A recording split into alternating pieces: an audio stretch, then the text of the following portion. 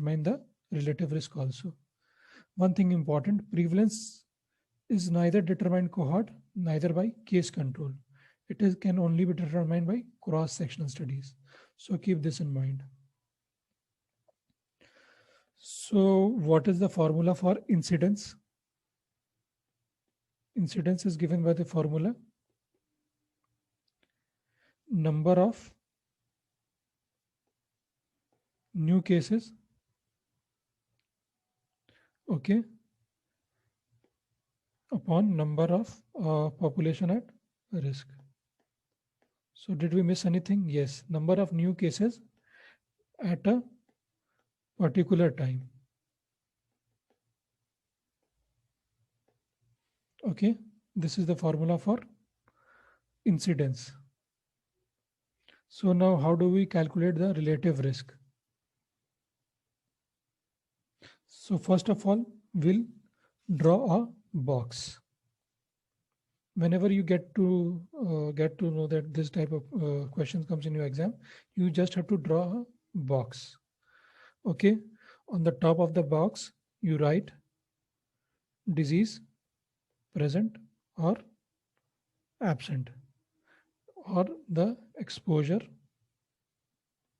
or the risk factor present or absent. So suppose we'll put it as A, B, C, and D.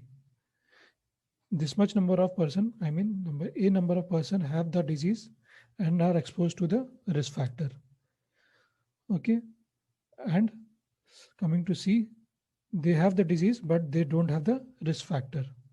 Similarly, what B and D.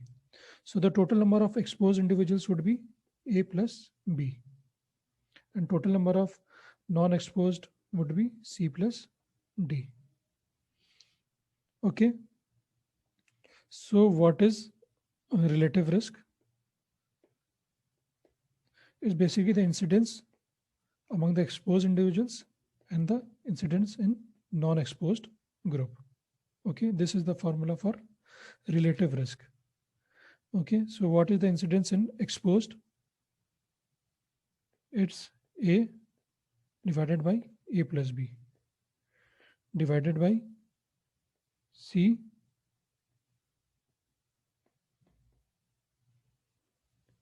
plus D. Is it clear to her?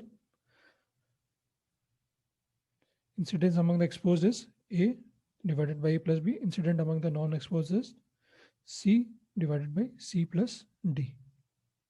Is it clear? So this is the formula for relative risk. So you can draw a table and get the answer. So what does relative risk tell you?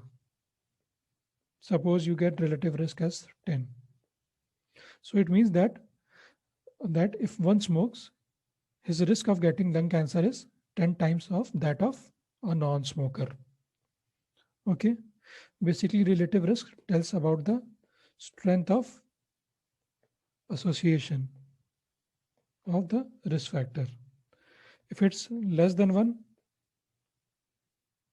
or it is equal to 1, or it can be more than 1. So what do we infer with each of this? If it's less than 1, then the risk factor, there is decreased risk. If it's equal to 1, then there is no difference. Okay. And if it's more than 1, then we have increased risk. Is this clear? So this is all about relative risk.